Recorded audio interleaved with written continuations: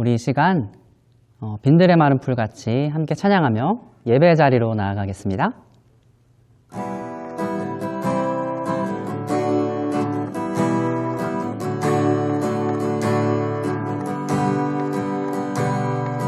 빈들의 마른 풀같이 시들은 나의 영혼, 주님의 허락한 성령 간절히 기다리네. 가물어 메마른 땅에 단비를 내리시듯 성령의 단비를 부어 새 생명 주옵소서.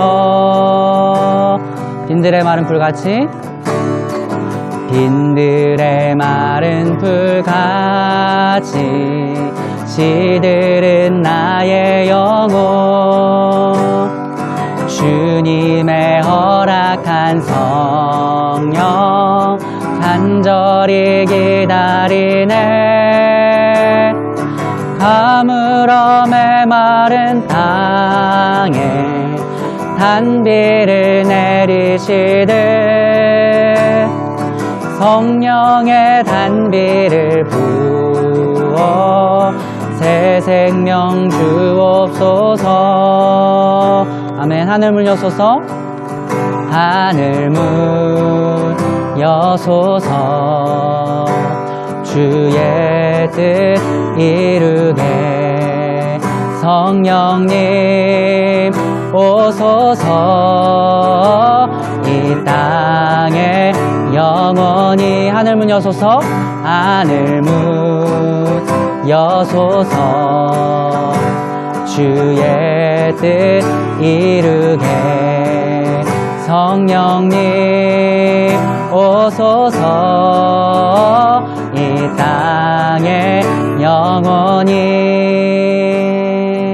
빈들의 마른 풀같이 빈들의 마른 풀같이 시들은 나의 영혼, 주님의 허락한 성령 간절히 기다리네. 가물어 메마른 땅에 단비를 내리시듯 성령의 단비를 부어 새 생명 주옵소서. 아멘. 하늘 문 여소서. 하늘 문 여소서.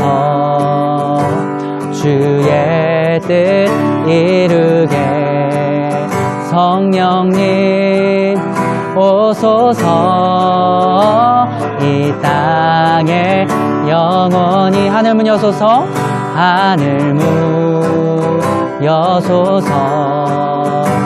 주의 뜻 이루게 성령님 오소서. 이 땅에 영원 잠잠히 하늘 문 여소서. 주의 뜻 이루게 성령님 오소서. 이 땅에 영원 하늘 문 여소서. 하늘 문 여소서. 주의 뜻 이루게 성령님 오소서. 이 땅에 영원히. 아멘. 사랑과 은혜가 충만하신 하나님 아버지, 오늘 이렇게 중고등부 영상 예배를 드릴 수 있도록 도와주셔서 감사를 드립니다. 지난 한 주간의 삶을 돌아봅니다. 시험 기간이라고 바쁘다는 핑계를 대며 하나님과의 교제를 멀리하였던 적이 있습니다. 또한 코로나의 핑계로 예배드리기를 소홀히 한 것, 이 시간 저희들의 모습을 돌아봅니다. 회개하오니 주님 저희들을 불쌍히 여겨주시고 다시 한번 회복시켜 주시옵소서. 코로나로 너무 힘든 상황입니다. 확진자가 늘어나고 있습니다. 이 땅을 불쌍히 여겨주시고 코로나로부터 하루빨리 해방될 수 있도록 도와주시옵소서. 특별히 오늘 예배를 주님께서 주장하여 주시옵소서. 말씀 선포하시는 조성영 전도사님의 입술을 주장하여 주시고 오직 하나님의 말씀이 선포될 수 있도록 도와주시옵소서. 너의 의미는 이라는 말씀 제목 가지고 하나님의 말씀이 선포될 때에 듣는 이로 하여금 믿음으로 반응하게 하여 주시옵소서. 감사합니다. 사랑합니다. 이 모든 말씀 우리의 구주 되시는 예수 그리스도의 이름으로 기도드립니다. 아멘. 하나님께서 오늘 우리 가운데 주시는 말씀은 이사야서 9장 6절에서 7절까지의 말씀입니다. 9장 6절에서 7절까지 말씀을 제가 봉독하겠습니다. 이는 한 아기가 우리에게 낳고 한 아들을 우리에게 주신 바 되었는데 그의 어깨에는 정사를 메었고 그의 이름은 기묘자라 모사라 전능하신 하나님이라 영존하시는 아버지라 평강의 왕이라 할 것임이라. 그 정사와 평강의 더함이 무궁하며 또 다윗의 왕자와 그의 나라에 군림하여 그 나라를 굳게 세우고 지금 이후로 영원히 정의와 공의로 그것을 보존하실 것이라. 만군의 여호와의 열심히 이를 이루시리라. 아멘. 아이유의 노래 중에 너의 의미라는 노래가 있습니다. 노래를 들어보면 가사가 참 예쁘다는 생각이 듭니다. 한번 들어보세요. 너의 그 한마디 말도 웃음도 나에겐 커다란 의미, 너의 그 작은 눈빛도 쓸쓸한 뒷모습도 나에겐 힘겨운 약속, 너의 모든 것은 내게로 와 풀리지 않는 수수께끼가 되네. 슬픔은 간이역에 코스모스로 피고 스쳐 불어온 넌 향긋한 바람. 제가 이렇게 불러드리고 싶은데 좀 민망해서 불러드리지 못할 것 같아요. 살짝 한번 불러볼까요? 너의 그 한마디 말도 그 웃음도 나에겐 커다란 의미. 여기까지. 여러분, 가사 속에 나는 너에 대해서 노래하면서 너의 의미를 차근차근히 설명하고 있습니다. 너의 한마디 말도 너의 웃음도 나에겐 아주 큰 의미가 있습니다. 너의 외롭고 힘든 뒷모습은 그런 너와 내가 함께 하겠다는 약속을 내게 하도록 합니다. 너에 대해서는 늘 알고 싶고 궁금합니다. 알 것 같지만 모르겠어요. 그래서 늘 알고 싶은 풀리지 않는 수수께끼 같아요. 나에게 너가 있다면 어떤 슬픈 일이 있더라도 아주 잠깐 지나쳐가는 작은 기차역 같을 것입니다. 그래서 너는 나를 미소 짓게 만드는 꽃향기 같습니다. 가사가 참 따뜻하고 좋습니다. 너는 나에게 참 귀한 사람인 것 같아요. 오늘 우리가 읽은 말씀에는 한 아기에 대해 적혀 있습니다. 노래 가사에서 너가 나에게 참 중요한 의미인 것처럼 말씀 속의 이 아기는 우리에게 어떤 의미가 있을까요?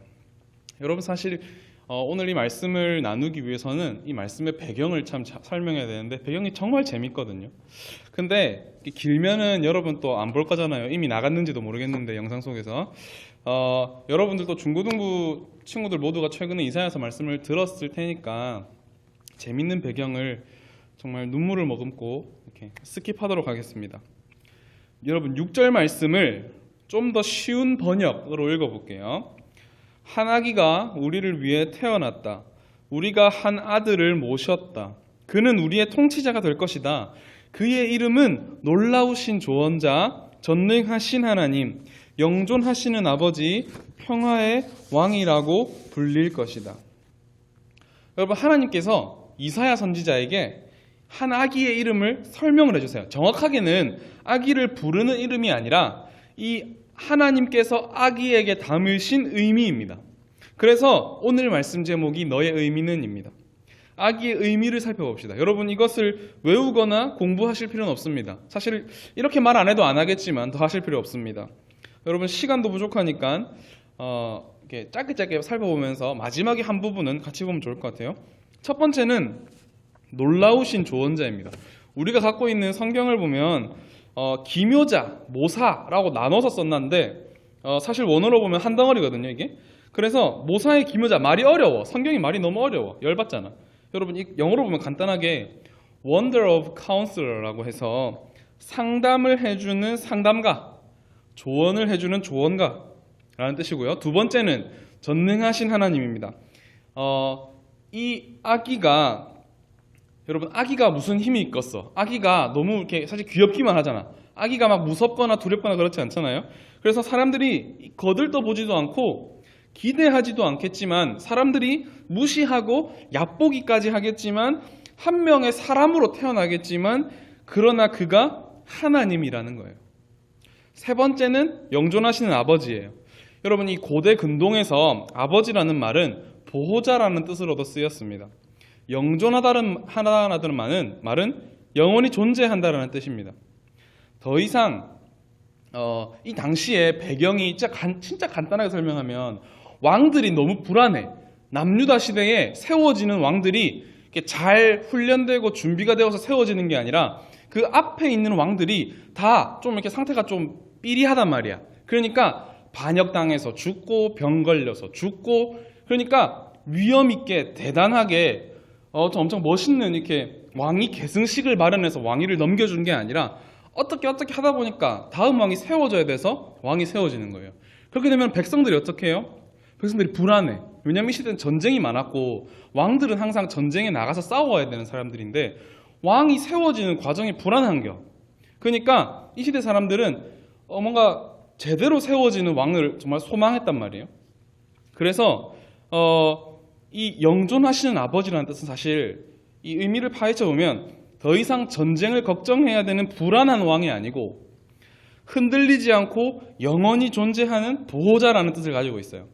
네 번째는 평화의 왕입니다. 여기서 평화라는 말은 우리가 교회에서 제일 많이 듣는 말이야. 무슨 말일까요? 샬롬이라는 말이에요. 보통 쓰이는 의미가 이래요. 안녕하세요. 잘 지내셨어요? 같은 말로 요즘엔 쓰여요. 그런데 원래 의미는 전쟁이 없는 상태를 말해요. 그래서 평화로운 거야. 전쟁이 없으니까 평화로워. 이게 왜 그러냐면 죽음의 두려움, 전쟁이 있으면 죽고 사람들이 죽고 그 아빠가 전쟁 나갔다가 돌아오지 않고 또 아니면은 나라가 아예 망해버리면은 그냥 나도 죽는 거잖아요. 근데 이 죽음의 두려움으로부터 벗어나서 행복하고 기쁜 상태, 이 샬롬이라는 단어는 원래 그런 뜻이에요. 그런데 이 샬롬이라는 단어가 왕이랑 함께 쓰여요. 그래서 사실은 여러분 샬롬을 인사로 사용할 때 정확한 뜻은 여러분 기억하세요. 당신에게 이 왕의 통치가 있기를 바랍니다 라는 뜻이 돼요. 왜냐하면 하나님께서 보내주시는 이 왕이 바로 평화의 왕, 샬롬의 왕이기 때문에 그렇습니다. 이 왕이 통치해야 되고 이 왕이 통치해야만 우리에게 샬롬이 있다는 거예요. 평화가 있다는 거예요. 하나님께서 우리에게 주시겠다고 약속하시는 이 아기, 그리고 이 왕은 이런 의미를 가지고 있어요. 하나님께서 사랑하시는 백성을 두렵게 하는, 불안하게 만드는 그 남유다 왕조의 왕들을, 이 불안한 통치를 이제 끝내겠다는 거예요. 여러분, 저는 여러분들이 중학교를 졸업하고 고등학교를 졸업하고 대학생이 되고 성인이 되고 또 결혼하기까지 힘든 일은 없고 갈등은 없을 거고 불안하고 두려운 시간도 없을 거라고 말해주고 싶어요. 그런데 그렇지 않아요. 우리 주변에서 일어나는 작은 일, 또 친구 관계에서 또 친구들이랑 막 싸워. 항상 싸우게 돼 있어. 그리고 또 학교에서 일어나는 일, 내 성적이 내 마음 같지 않아. 내가 원하는 숫자가 아닌데, 내가 원하는 나는 한 10등 정도 해야 되는데 왜 뒤에 공이 하나 더 붙어 있지? 뭐 이런 느낌. 또 가족들에게 일어나는 일.